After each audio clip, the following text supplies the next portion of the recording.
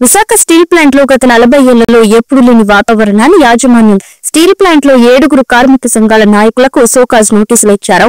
4 నాయకులను కార్మికులు విరామ సమయంలో మాత్రమే సమ్మె చేస్తున్నారు. కేంద్ర ప్రభుత్వం బయటపెట్టి సమ్మె ఆపాలని చూస్తుంది. నెల 21వ తేదీన కాంట్రాక్ట్ కార్మికుల నిరవధిక సమ్మె, పర్మనెంట్ ఉద్యోగులు ఒక్కరోజు సమ్మె చేస్తున్నారు. యాజమాన్యం కార్మికులను బెదిరించి తొలగించాలని చేసే ప్రయత్నాలు విరమించుకోవాలని తెలిపారు.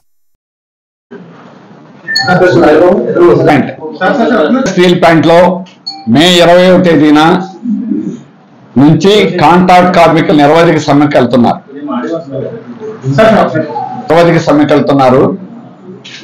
పర్మనెంట్ ఎంప్లాయీస్ కూడా మే 20వ తేదీ సమ్మెలో పాల్గొంటారు. గత 4 సంవత్సరాల పైగా strategic sale Visakha steel plant అమ్మకానికి వ్యతిరేకంగా పోరాడుతున్నాం. కానీ ఎప్పుడు ఉత్పత్తి రాబోయేటువంటి పని చేయలే.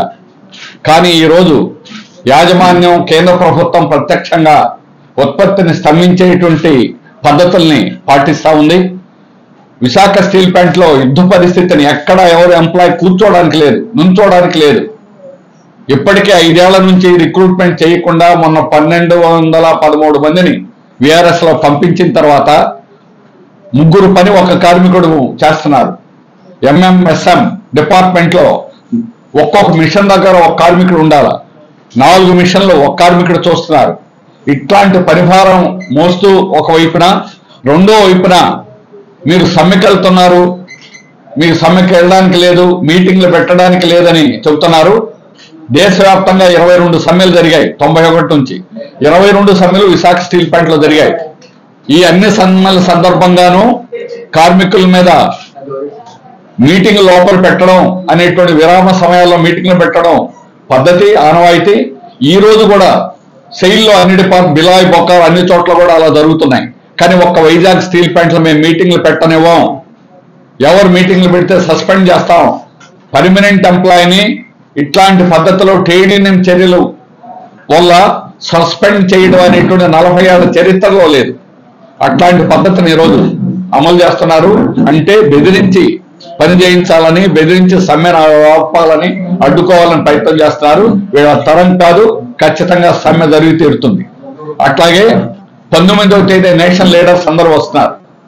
AITC Kaur all India general secretary, CIT general secretary Tapan Sen, అలాగే హెచ్ఎంఎస్ జనరల్ సెక్రటరీ సిద్ధు, వీళ్ళంతా కూడా ఆల్ ఇండియా లీడర్స్ వచ్చి మా పోరాటాన్ని బలపరచడానికి ముందుకు వస్తున్నారు.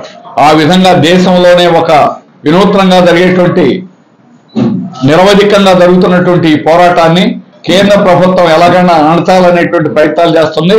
అట్లాంటి చర్యలు పాల్పడితే నియంత్రణకరమైనటువంటి పద్ధతుల్లో ప్రజాస్వామ్యాన్ని లేకుండా స్టీల్ ప్లాంట్ లో పనులు చేయించాలనుకుంటే అసాధ్యం.